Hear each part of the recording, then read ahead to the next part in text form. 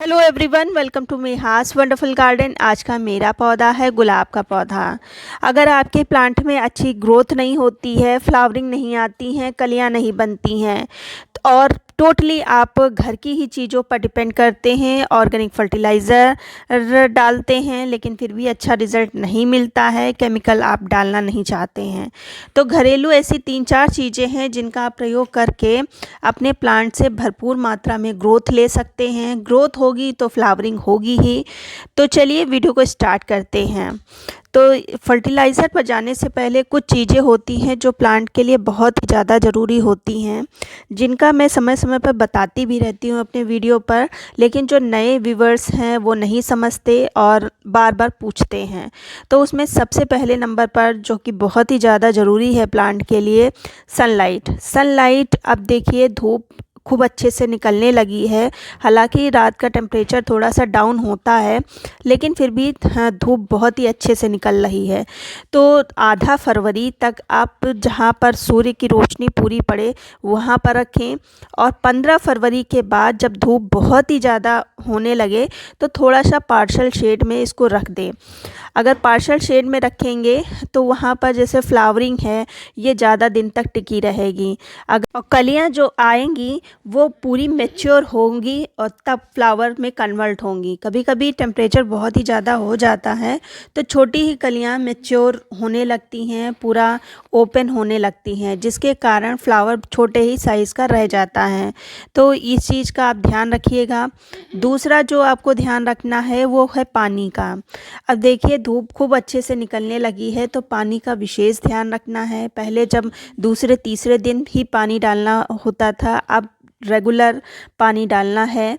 और जिस प्लांट पर फ्लावरिंग नहीं हो रही है उस प्लांट पर आप शावरिंग भी कर सकते हैं। रोज़ प्लांट के ऊपर शावरिंग बहुत ही ज़्यादा ज़रूरी है, और ख़ासकर जब थोड़ा सा टेम्परेचर बढ़ने लगता है, धूप जब तेज़ होने लगती है तो शावरिंग बहुत ही ज़्यादा ज़रूरी हो जाती है।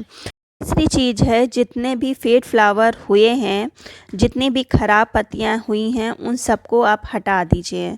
अच्छा सा कोई प्रूनर उसको सैनिटाइज करके प्लांट को एकदम साफ़ कर देना है, ख़राब पत्तियां हटा देनी है और फ्लावर जो फेड हुए हैं उन सबको हटा देना है। अब बात कर लेते हैं फर्टिलाइज़र की। तो जो सबसे ज़्यादा कॉमन है वो है हमारे किचन में आसानी से पाई जाने वाली हल्दी हर किसी के किचन में पाई जाती है। बहुत ही ज़्यादा इफ़ेक्टिव रोज़ प्लांट के लिए होती है, बहुत अच्छा काम करती है रोज़ के प्लांट पर। फिर जो दूसरी चीज़ हमने ली है ये है चाय की पत्ती। ये भी बहुत ही कॉमन है, हर किचन में पाई जाती है। दोनों को हम थोड़ी और डालेंगे, दोनों को अच्छे से मिक्स करके हम अपने प्लांट को दे देंगे। ये दोनों ही बेस्ट फर्टिलाइज़र का काम करती हैं। हल्दी जो होती है वो एंटीसेप्टिक होती है, तो मिट्टी में कीड़े मकोड़ों से प्लांट को बचाती है। दूसरा जो चाय की पत्ती है ये कंप्लीट एनपीके का काम करती है। बेस्ट फर्टिलाइज़र ऑर्गेनिक में मानी जाती है।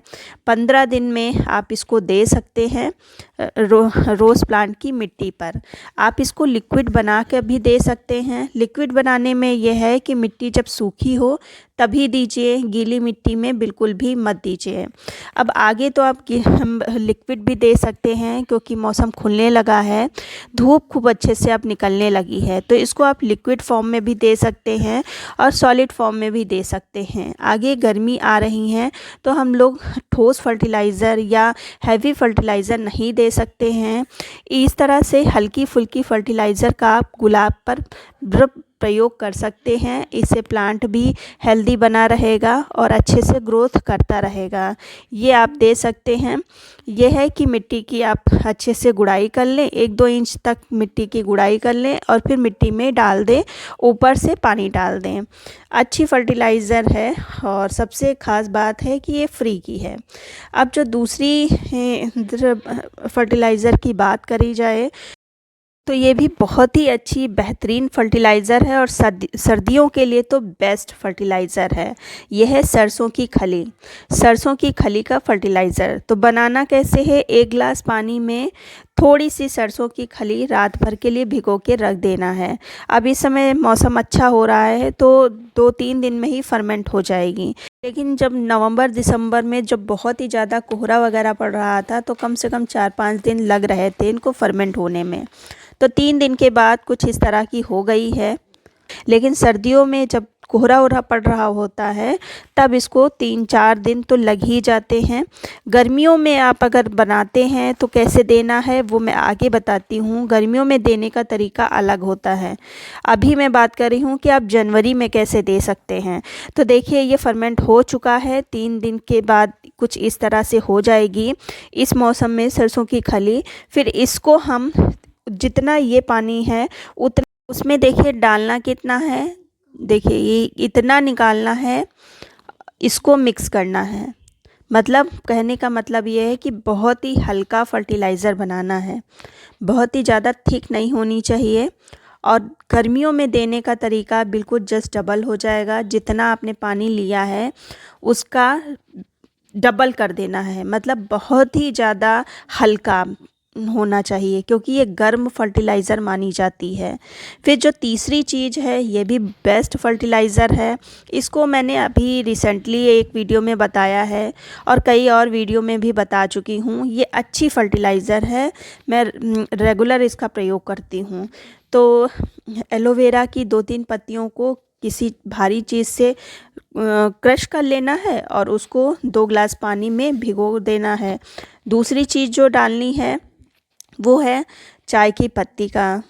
चाय की पत्ती भी एनपीके का काम करती है और जो एलोवेरा डाला है ये भी बहुत ही अच्छा एंटीसेप्टिक होता है। और ये एक बात ये है कि ये नेचुरल जो रूटिंग हार्मोन का काम करता है।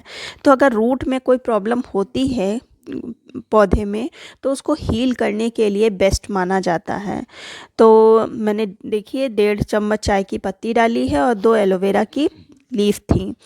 इन दोनों को रात भर के लिए, रात भर तब जब गर्मी पड़ रही हो, इस समय थोड़ा सा मौसम ठंडा है तो 2-3 रातों के लिए रख दीजिए। फिर एक बार जब तैयार हो जाए तो जितना ये पानी हो और उतना ही सादा पानी मिक्स करके आप प्लांट पर दे दीजिए। ये 3-4 जो फर्टिलाइज़र मैंने बताई हैं ये रोज़ प्लांट के लिए बेस्ट फर्टिलाइज़र मानी जाती हैं। इनके अलावा भी जैसे बनाना पील वगैरह होते हैं, लेकिन बनाना पील में ये रहता है कि फंगस बहुत जल्दी क्रिएट हो जाती है और जो रोज़ का प्लांट है ये बहुत ही सेंसिटिव होता है।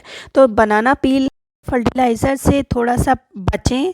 हाँ ये है कि जैसे ऑरेंज पील का फर्टिलाइज़र है, ये सब चीज़ें होती हैं सिट्रिक होती हैं, इन सब चीज़ों का प्रयोग कर सकते हैं लेकिन रेगुलर फर्टिलाइज़र के तौर पर नहीं। 2-3 महीने में आप एक बार प्रयोग कर सकते हैं। ऑरेंज पील है, जो लहसुन होता है उसका पील है, इन सब का प्रयोग आप कर सकते हैं। इसमें फंगस का कोई ख़तरा नहीं रहता है। लेकिन बनाना पील में थोड़ा सा फर्टिलाइज़र में थोड़ा सा फंगस का ख़तरा रहता है। तो इन सब चीज़ों को आप प्रयोग करिए और उम्मीद करती हूँ आपका भी प्लांट स्वस्थ होगा और हज़ारों फूलों से भर जाएगा।